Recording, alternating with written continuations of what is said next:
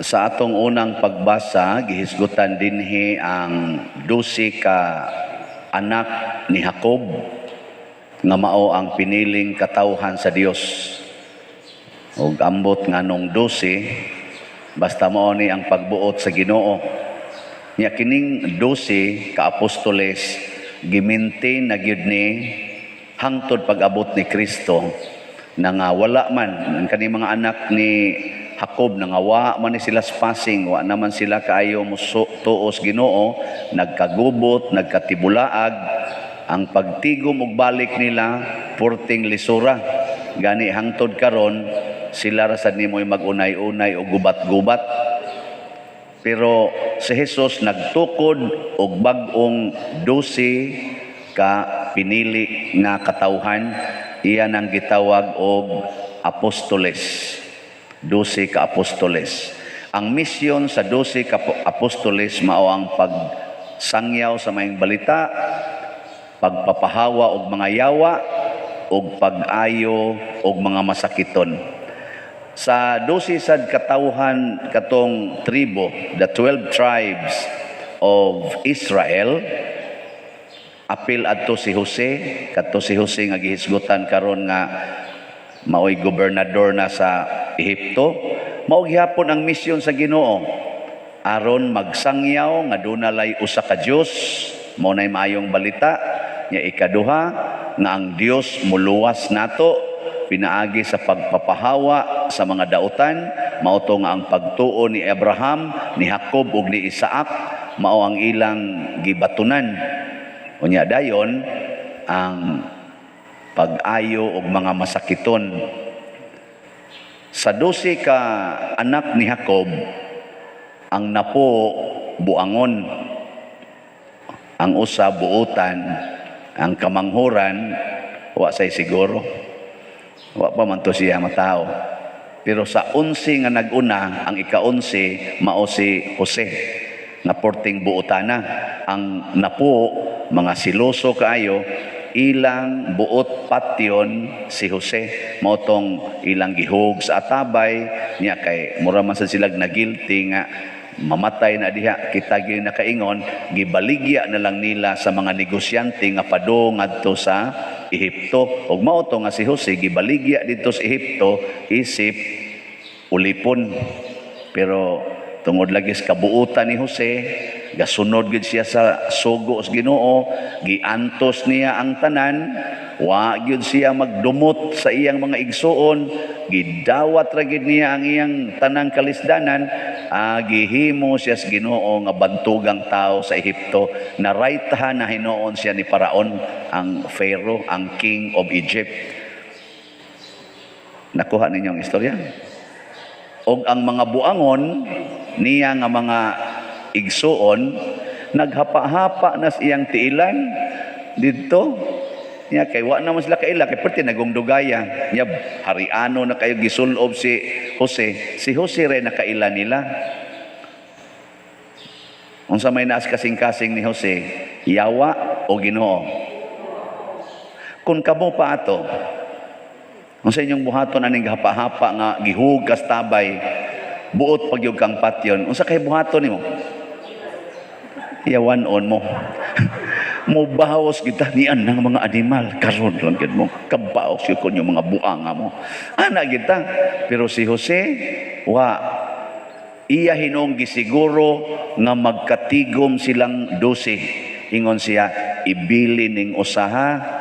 Iya lang giagi ba og kana bang hadlok-hadlok ba? Ibili ning usa, uli mong siyam.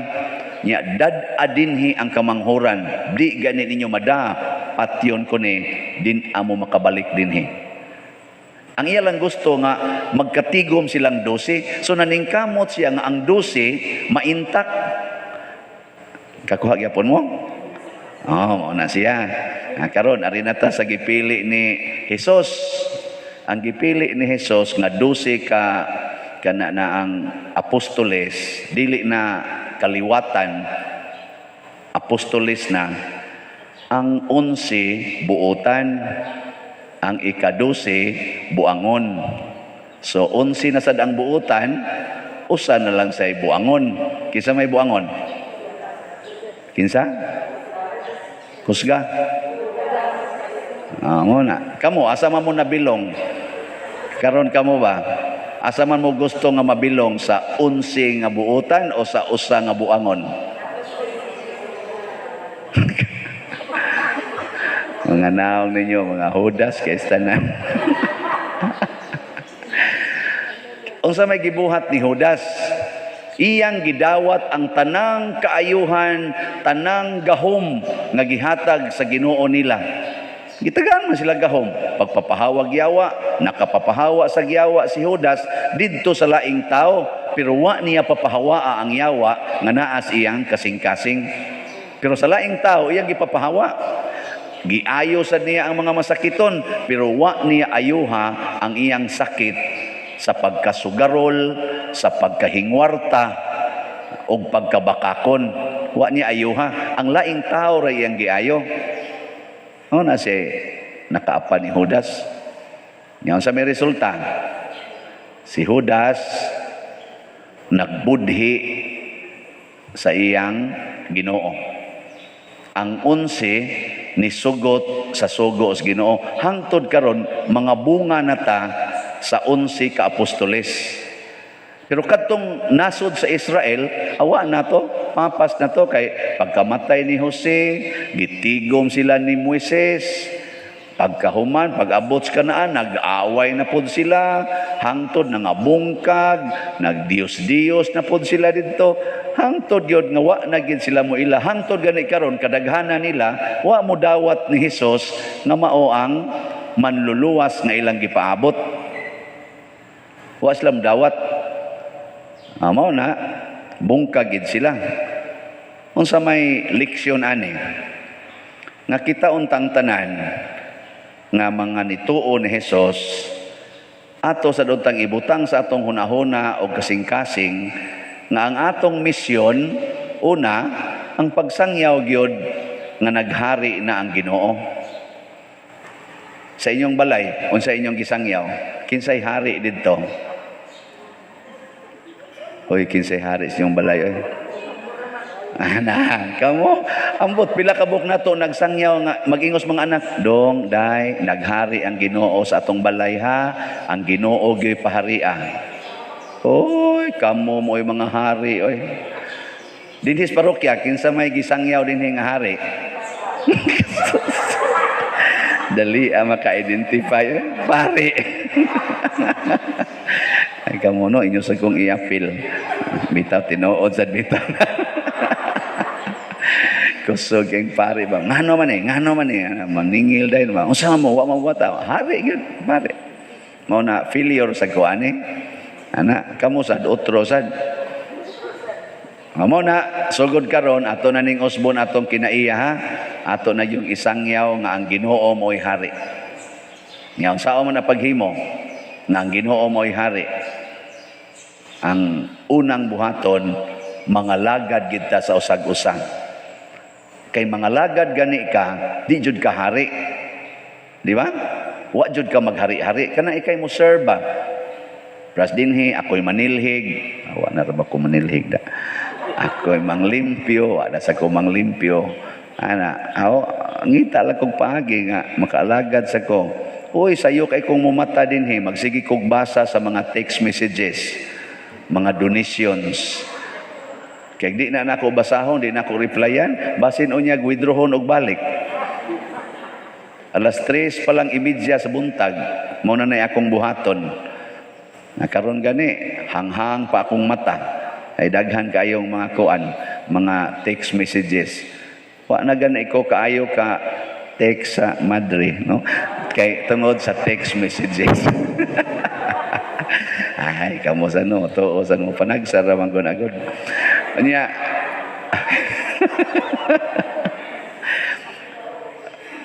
ana nya ikaduha ako sa nang gipaningkamutan nga dili ko mag-claim nga naa ako'y kwarta. Kinahanglan ang kwarta belongs to the church, dili nako. Mo na doon na sa ko'y pamaagi dinhi na ako sang ibalik ang kwarta nga musod sa akong kamot nganha sa simbahan. Og tingali nakita po na ninyo sa ako sang mga kuyog ug sa ang simbahan wa ra dinhi sa teritoryo sa San Vicente Ferrer. Ang simbahan all over the world mo na karon anatay natabangan nga mga parokya, mga eskwelahan, mga katawhan nga wa dinhi mabilong pero na naglisod atong gitabangan. Dako nakitag natabang sa mga tao sa atong charitable work. Ako nya nang i-report karong Domingo kon buhi pa mo ha. Basin pa makabati pa mo karong Domingo pero gudi mo kabati. Sao man dito lang mo sa langit paminaw. Mo na ako sang pamaagis pag-alagad. In short, mga lagad ganita atog yung i-empty ang atong kaugalingon. Kana bang wa tay gi-claim nga ato kay ang usa ka alagad sulugoon dili gina mo angkon nga siya'y tag-iya sa usa ka butang. Kay kung siya nay tag-iya sa usa ka butang, di na siya magpasugo. Nanglitan ka mo ron, mo claim mo nga kamoy tag-iya sa inyong balay. Nya mo ingon ko ron ninyo, iirog ang inyong koral kay pitos kay dan.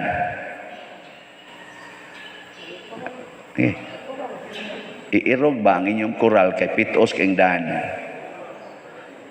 Motuman mo. Ikaw, buang ka na, ako'y tag-iya na. Labi na yung atuon ta mo dito, ato ning iirog day ha, ato ning iirog og mga 1 meter lang kay para makaluag-luag ta dinhi sa tuagianan. Sugot mo.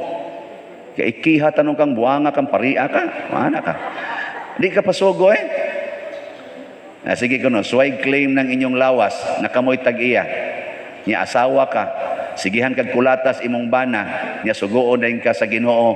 Pasaylo alang kung tamparoson imong pikas aping, patamparos lang sang pikas.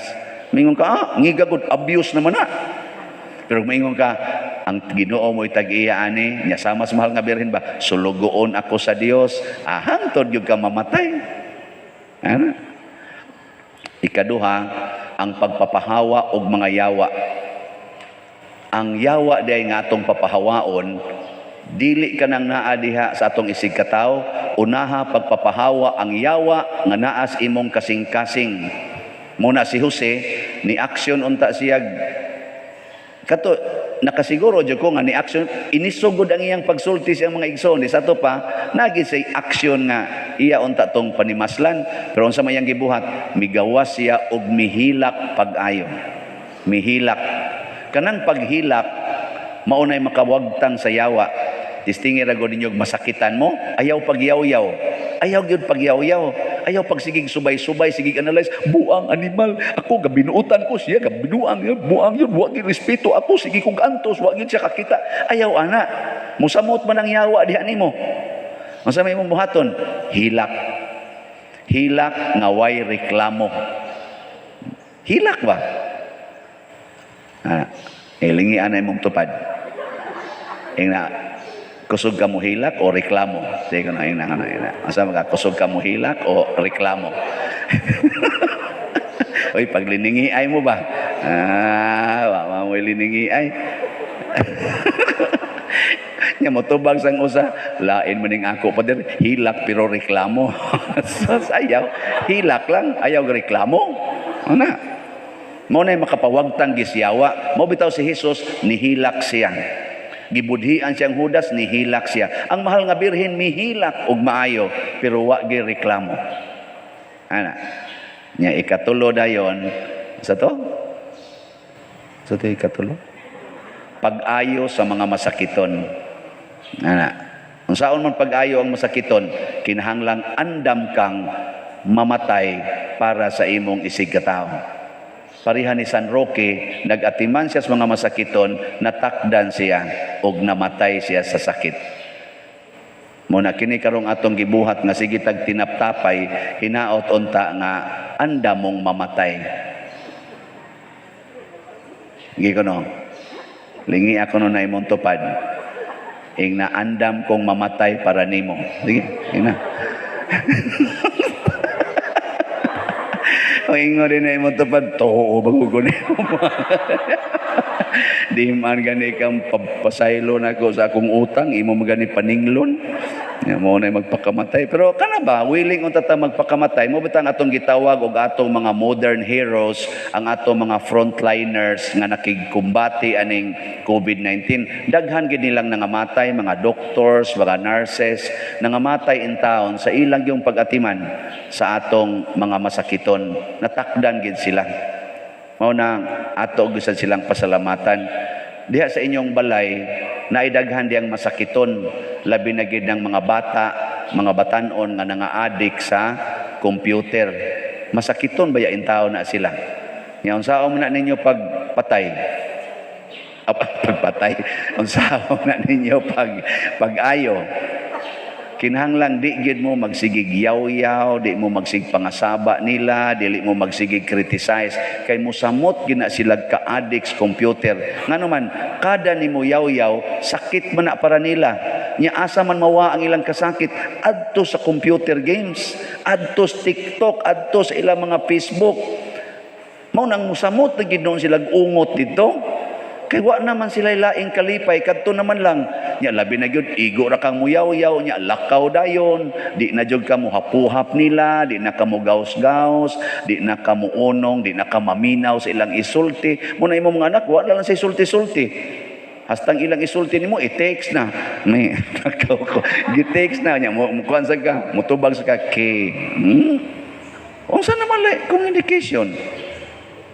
Nya kay paglakaw dito tuwa may musugat sad were you na patay ka to.